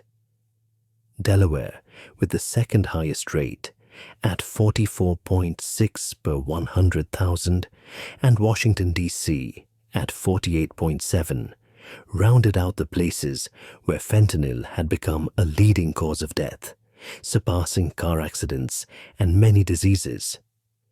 But the statistics, stark as they were, captured only part of the story. Behind each number was a cascade of destruction that rippled through families and communities. Children orphaned when both parents overdosed in the same week. Grandparents raising grandchildren because the middle generation had been lost. Emergency rooms overwhelmed with overdose cases, straining resources, and burning out healthcare workers who watched the same people come back again and again until they didn't come back at all. Homeless encampments where people used openly because they had nowhere else to go and no hope of anything better. Jails filled with people whose primary crime was addiction, cycling through a criminal justice system that punished but rarely treated. The demographic shifts in who was dying added layers of tragedy and complexity. For decades, overdose deaths had disproportionately affected white Americans, particularly young white men in rural areas who had been introduced to opioids through prescriptions and who turned to illicit drugs when prescriptions were cut off. But by 2020, that pattern had begun to reverse. Black Americans, who had historically lower rates of opioid overdose death, started dying at rates that equaled and then exceeded those of white Americans. By 2023, the age-adjusted death rate for Black Americans from synthetic opioids was 35.0 per 100,000, more than 50% higher than the national average and higher than the rate for white Americans. The reasons for this shift were multiple and intersecting. One factor was the contamination of cocaine with fentanyl, a development that caught stimulant users by surprise. Cocaine had always carried risks, but respiratory depression was not typically one of them. Fentanyl changed that. Drug suppliers, using the same pill presses and packaging equipment for multiple products, cross-contaminated cocaine shipments with fentanyl residue, or they deliberately adulterated cocaine to increase its perceived potency. Users who had no tolerance to opioids, who had never used heroin, who thought they were taking a stimulant, found themselves in respiratory arrest, and many did not survive. This phenomenon particularly affected older Black adults, a demographic that researchers had not previously associated with high overdose risk. Epidemiologists studying the data noted that cocaine use among Black Americans had been relatively common in the 1980s and 1990s, and many people from that era had continued using intermittently into middle age. When fentanyl entered the cocaine supply in the late 2000s, these individuals, now in their 40s, 50s, and 60s, encountered a drug landscape that had fundamentally changed. What had been a manageable risk became lethal, and the death rates among older Black adults climbed sharply. Researchers described it as the collision of two separate epidemics, the crack cocaine crisis of decades past meeting the fentanyl crisis of the present with fatal results. The COVID-19 pandemic, arriving in early 2020, accelerated trends that were already dire. Between 2019 and 2020, total drug overdose deaths jumped from approximately 70,000 to more than 90,000, an increase of nearly 30% in a single year. The reasons were both direct and indirect. Lockdowns and social distancing measures isolated people with substance use disorders, cutting them off from support networks, treatment programs, and harm reduction services. Economic disruption, job losses, and the general atmosphere of fear and uncertainty drove some people deeper into drug use as a coping mechanism. The drug supply itself became more dangerous as trafficking patterns shifted and as dealers, facing their own disruptions, cut products more haphazardly. Isolation also meant that people were more likely to use drugs alone, without anyone nearby who could administer naloxone or call for emergency help if an overdose occurred. The presence of another person, even someone who was also using, significantly increased the chances of survival, because overdoses from fentanyl, while rapid, were not always instantaneous. There was often a window of minutes during which intervention could reverse the respiratory depression and prevent death. But alone, in an apartment or a tent or a bathroom stall, people had no one to save them, and they died in numbers that overwhelmed morgues and crematoriums in cities where the opioid crisis had already strained death investigation systems. The fentanyl that was killing people in this period was not a uniform product. It came in powder form, sometimes white, sometimes colored to resemble other drugs. It came pressed into pills that looked identical to pharmaceutical oxycodone or Xanax or Percocet, complete with stamped numbers and logos that required close examination to identify as counterfeit. It came mixed into methamphetamine, into MDMA, into party drugs that young people took at clubs or festivals with no expectation that they contained opioids. The ubiquity was terrifying. Fentanyl had infiltrated nearly every corner of the illicit drug market, and there was no way for users to protect themselves short of abstinence or access to testing strips that could detect its presence. Fentanyl test strips, small paper strips that could detect the presence of fentanyl in a drug sample, became a tool of harm reduction distributed by public health departments and non-profit organizations in an effort to give users at least some information about what they were taking. But the strips had limitations. They could indicate presence or absence, but not concentration, and a negative result was not a guarantee of safety if the sample was not representative or if the drug contained a different synthetic opioid that the strips did not detect. Moreover, in some jurisdictions, the strips were classified as drug paraphernalia, and their possession or distribution was illegal, a policy that harm reduction advocates criticized as prioritizing punishment over saving lives.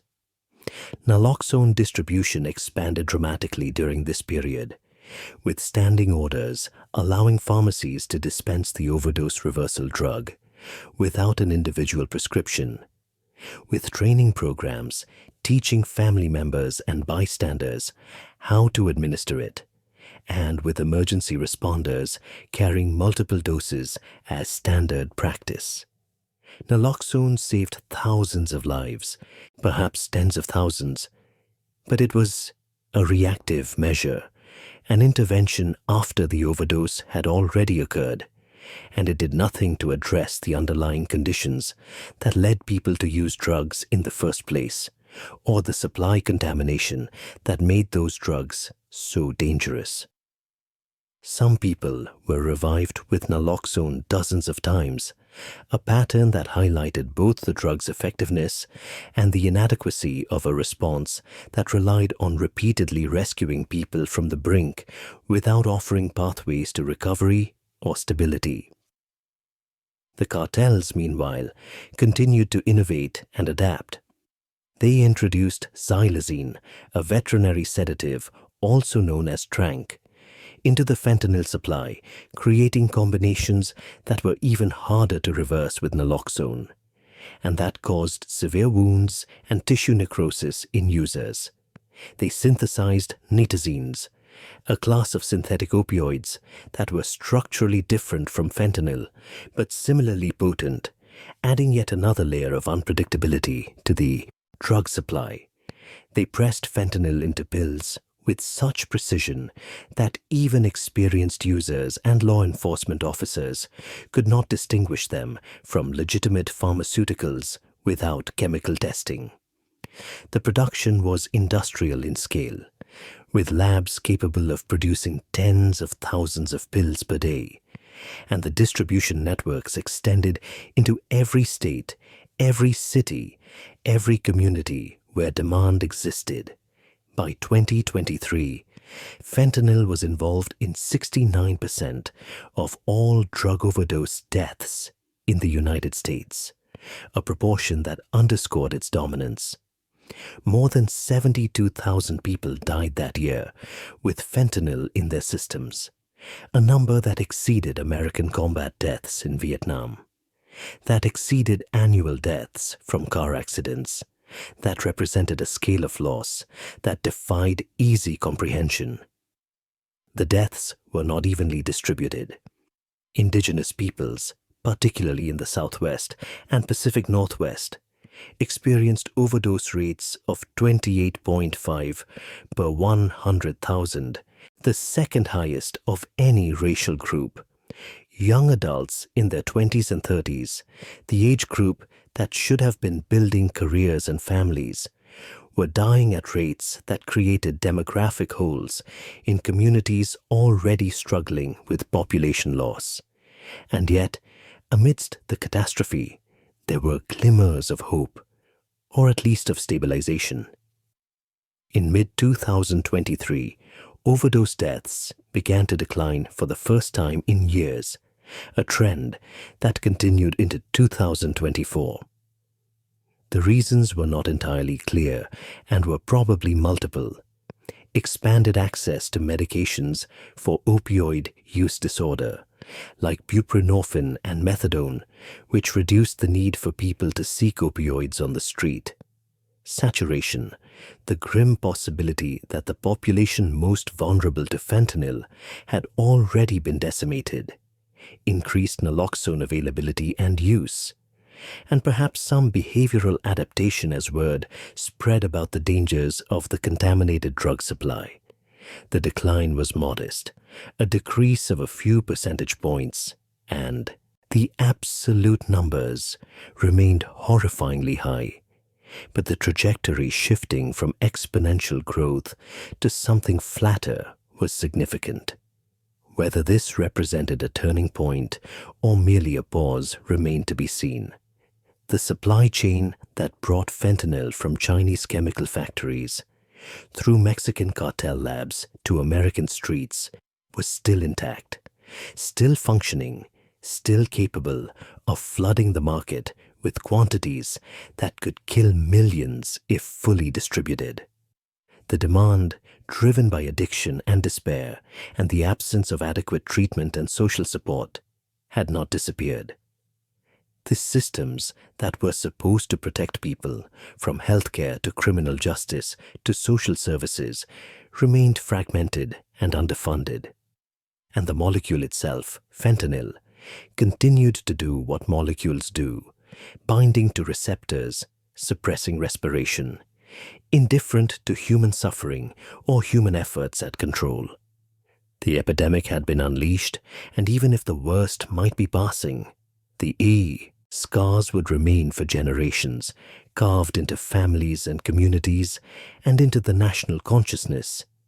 A reminder of what happens when pharmaceutical innovation, market forces, and human vulnerability collide without adequate safeguards or compassion. The policy responses to the fentanyl crisis, when they came, arrived piecemeal and late, always trailing behind a catastrophe that moved faster than bureaucracies could adapt. The United States government, confronting a death toll that had surpassed many wars and natural disasters, pursued multiple strategies simultaneously. Diplomatic pressure on China to control precursor chemical exports, increased border enforcement to intercept smuggling from Mexico, expanded access to treatment and harm reduction services domestically, and criminal prosecution of traffickers and manufacturers. Each approach had logic behind it, and each achieved some measure of success, but none proved sufficient to bend the curve of deaths downward in any sustained way. And the combination of efforts, uncoordinated and sometimes working at cross purposes, highlighted the absence of a coherent national strategy. The diplomatic track centered on China, the acknowledged source of most precursor chemicals, and, until 2019, of significant quantities of finished fentanyl. American officials, from the Drug Enforcement Administration to the State Department to the White House, engaged in years of negotiations, cajoling, and occasionally threatening China to take more aggressive action. The Chinese government, for its part, alternated between cooperation and obstruction, influenced by the broader geopolitical relationship between the two countries and by domestic priorities that did not always align with American demands. When relations were relatively warm, China made concessions, scheduling new substances, arresting some traffickers, sharing information on suspicious shipments. When relations soured over issues like trade tariffs, technology, theft, or human rights, counter-narcotics cooperation stalled or ceased entirely. The November 2023 summit between President Biden and President Xi represented the most significant diplomatic breakthrough in years. The two leaders agreed to restart a counter-narcotics working group that had been suspended, and China committed to taking concrete actions against fentanyl production and trafficking. In the months that followed, Chinese authorities shut down several companies known to be supplying precursors, blocked international payment accounts linked to the drug trade, and resumed sharing intelligence with American law enforcement. The Chinese government also issued warnings to domestic chemical companies that they could face prosecution not just under Chinese law, but under the laws of destination countries, a shift that suggested Beijing was taking the issue more seriously. Yet the structural problems remained. China's chemical industry comprised tens of thousands of companies, many operating in regulatory gray zones, and the government's capacity to monitor and control all of them was limited. Moreover, the economic incentives to continue production were powerful. Precursor chemicals fetched high prices, the export business generated substantial revenue and tax rebates, and the risk of getting caught and punished remained relatively low. For every company that was shut down, others emerged, sometimes under new names or in different provinces, continuing the trade with minor adjustments to avoid detection. The whack-a-mole dynamic frustrated American officials, who found that even when cooperation was genuine, it was insufficient against an industry that was vast, adaptive, and profitable. The situation with Mexico was similarly complex and similarly frustrating. The Mexican government, under President Andrés Manuel López Obrador and his successors, faced immense challenges: powerful cartels that controlled territory and operated with near impunity in some regions, corruption that extended deep into law enforcement and political institutions, and a flow of weapons from the United States that empowered criminal organizations and made confronting them extraordinarily dangerous. American pressure on Mexico to dismantle fentanyl labs and arrest cartel leaders produced some results. High-profile figures were captured and extradited. Laboratories were raided and destroyed, and seizures of fentanyl at the border increased year over year. But these victories were tactical, not strategic. The cartels rebuilt labs, replaced arrested leaders, and continued trafficking with only brief interruptions. The fundamental economics had not changed. As long as American demand remained high and American users were willing to pay premium prices for opioids, the cartels had every incentive to continue production. And as long as the flow of precursors from China continued, the cartels had the means. Mexican officials, for their part, pointed out that the United States contributed to the problem by allowing firearms to flow south, across the border, arming the cartels and making them more lethal. The blame, from Mexico's perspective, was shared, and solutions required cooperation rather than lectures from Washington about enforcement. The domestic response in the United States focused on two broad strategies: expanding treatment and harm reduction, and interdicting supply at the border and through law enforcement operations. The treatment expansion, while real, struggled against decades of underfunding and stigma. Medications for opioid use disorder, particularly buprenorphine and methadone, had strong evidence of effectiveness, reducing overdose deaths and helping people stabilize their lives. But access remained limited by regulations that restricted which providers could prescribe buprenorphine, by insurance coverage gaps that made treatment unaffordable for many, and by a shortage of addiction medicine specialists in the regions where the crisis was most severe. Emergency departments began initiating buprenorphine treatment, a practice that research showed could double the likelihood that someone who survived an overdose would engage with treatment afterward. But this required training, changes to hospital protocols, and a cultural shift among emergency physicians who had been taught that addiction treatment was not their responsibility.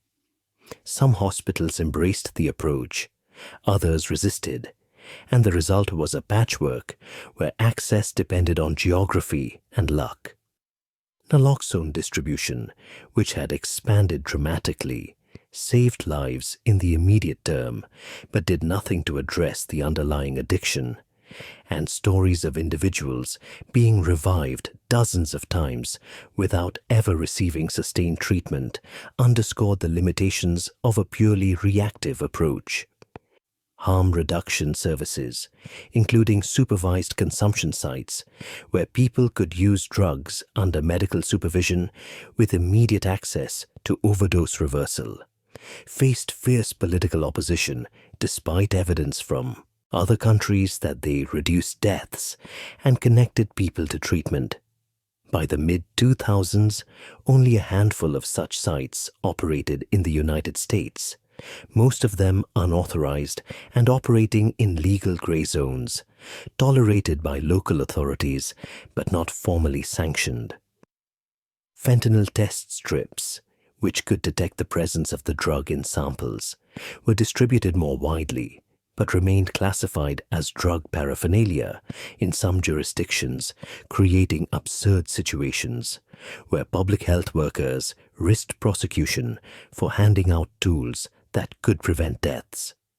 Border interdiction, the effort to stop fentanyl from entering the United States, absorbed enormous resources and achieved mixed results. Customs and border protection seized record quantities of fentanyl year after year, tons of powder and millions of pills, each seizure representing potential deaths averted. But the seizures, large as they were, represented only a fraction of what was getting through. The southern border stretched nearly 2,000 miles, with millions of vehicles and individuals crossing legally every year through ports of entry and vast stretches of desert and river where illegal crossings occurred. Smugglers used every method imaginable, hidden in vehicle compartments, strapped to the bodies of pedestrians, thrown over fences, sent through tunnels, even launched by catapult or drone. The volume of legitimate commerce complicated enforcement. At ports of entry like San Diego or El Paso, thousands of trucks crossed daily carrying goods for the interconnected American and Mexican economies. Thoroughly searching even a small percentage would create backups that would paralyze trade, and smugglers exploited this reality, hiding fentanyl in shipments of produce or manufactured goods, betting correctly that most loads would pass through with minimal inspection. Technology helped, scanners and dogs, and data analysis to identify suspicious patterns, but the advantage remained with the smugglers, who only needed to succeed occasionally, while law enforcement needed to succeed every time. The domestic law enforcement response involved prosecution of traffickers at all levels, from street dealers to cartel leaders. The Department of Justice brought cases against Chinese chemical companies and their executives, indicting them for crimes related to fentanyl production and export, even though the defendants were beyond the reach of American courts. These indictments served partly symbolic purposes, putting pressure on Chinese authorities and signaling that the United States took the issue seriously, but they rarely resulted in actual arrests or trials. Closer to home, prosecutors went after distributors and dealers, and in some cases, they pursued murder charges when overdoses could be linked to specific individuals who had supplied the fatal dose. These prosecutions were controversial. Advocates for people with substance use disorders argued that criminalizing drug sales, particularly low-level sales by people who were themselves users, did nothing to address the root causes of the crisis and often removed people from communities where they might otherwise have served as sources of information about the drug supply or as candidates for treatment. The data on incarceration's effectiveness as a deterrent was mixed at best, and the United States already imprisoned more people per capita than any other country, with a substantial percentage of inmates serving time for drug-related offenses. Adding more people to that population seemed unlikely to change the trajectory of the epidemic. And yet, the pattern persisted, driven partly by political and cultural demand to hold someone accountable, to punish, to demonstrate that the crisis was being taken seriously, even if the interventions had limited impact. The tension between public health approaches, which treated addiction as a medical condition requiring treatment, and criminal justice approaches, which treated drug use and distribution as crimes requiring punishment, was never resolved. Instead, both operated simultaneously, often in the same communities, with people cycling between emergency rooms and jails, between treatment programs and courtrooms, their lives shaped by systems that rarely coordinated and that sometimes worked against each other.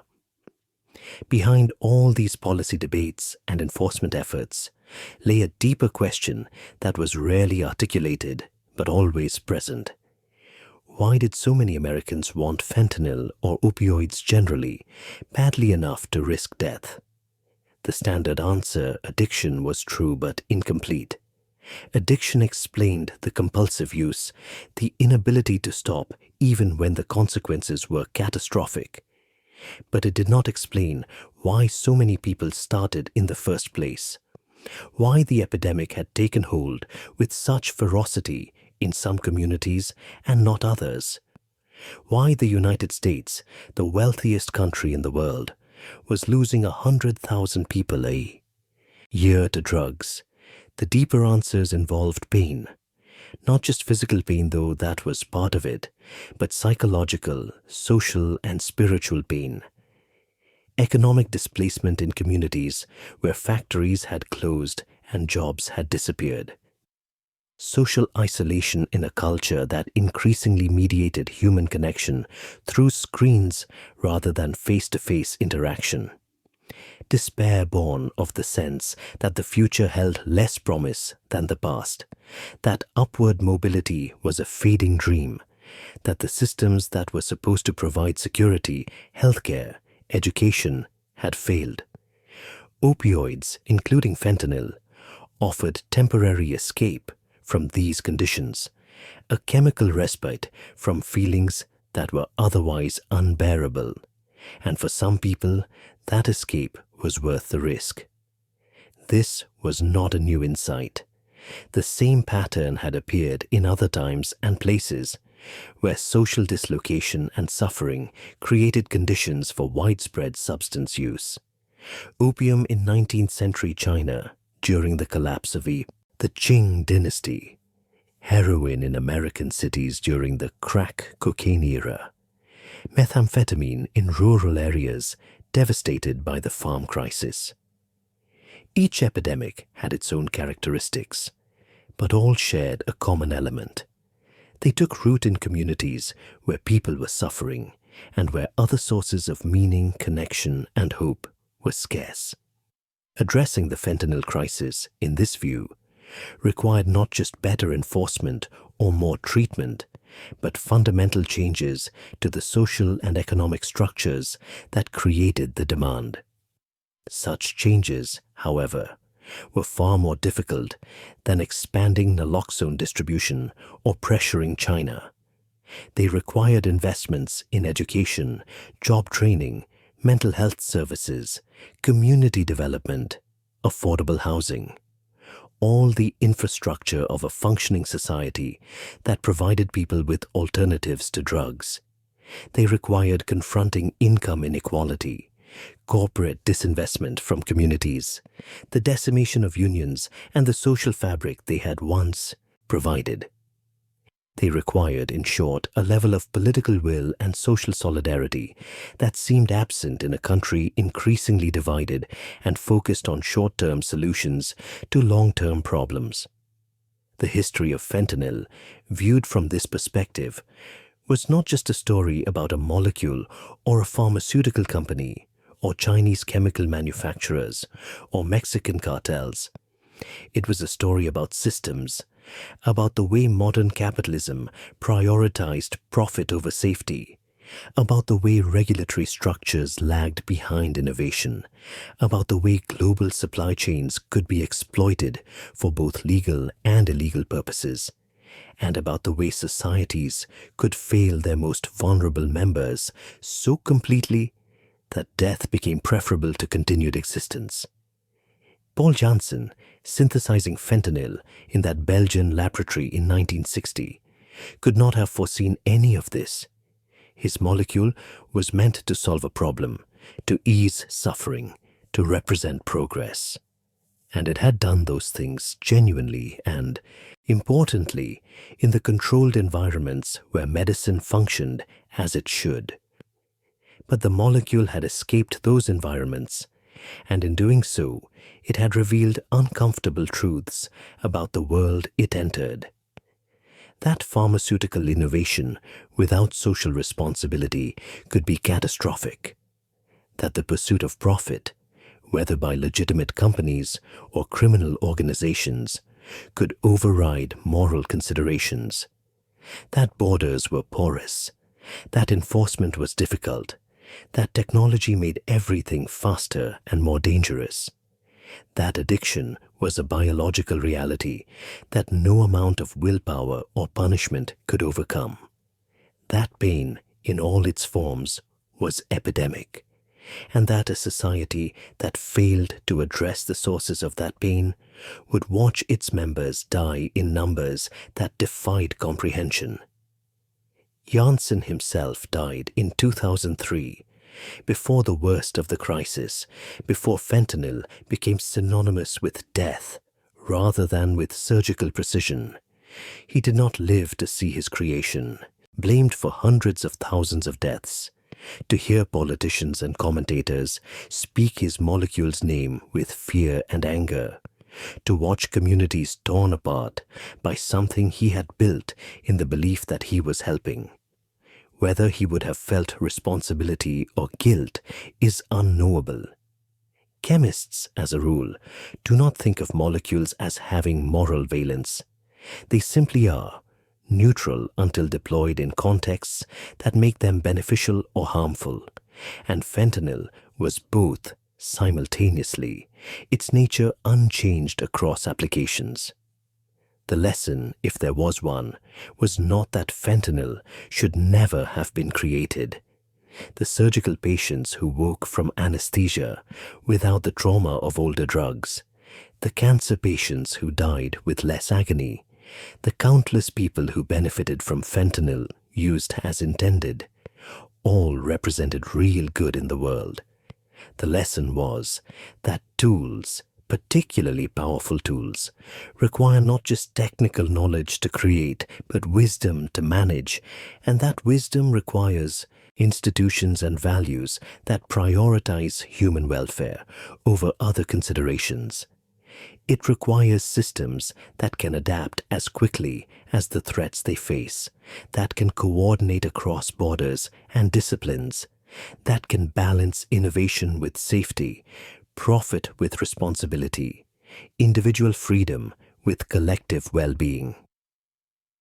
These systems did not exist in sufficient strength to contain fentanyl, and the result was visible in the morgues and the treatment centers, in the families grieving and the communities struggling, in the statistics that turned people into numbers and the numbers into a national tragedy. The story was not over. People continued to die, continued to use, continued to seek something that drugs could never truly provide. Chemists in China and Mexico continued to synthesize and traffic. Officials continued to negotiate and enforce and treat. And the molecule, indifferent as molecules are, continued to do what chemistry dictated, binding and suppressing, and sometimes killing. A reminder that human cleverness, however impressive, is not the same as human wisdom, and that the distance between the two can be measured in hundreds of thousands of lives. The question that remained, the question that haunted those who understood the full scope of what had happened, was simple and unanswerable. What now? The crisis had been unleashed, the systems had failed, the damage was done and still ongoing. Recovery would take decades if it came at all, and it would require more than policy changes or enforcement victories. It would require confronting the conditions that made fentanyl desirable in the first place, the pain and despair and absence of alternatives that drove people to risk everything for a moment of chemical peace. It would require, in the end, becoming a different kind of society, one that valued its members enough to ensure they did not need to die to escape their suffering. Whether that transformation was possible remained, like so much else in the fentanyl story, uncertain and contested, a hope dimly glimpsed through the darkness of the present moment.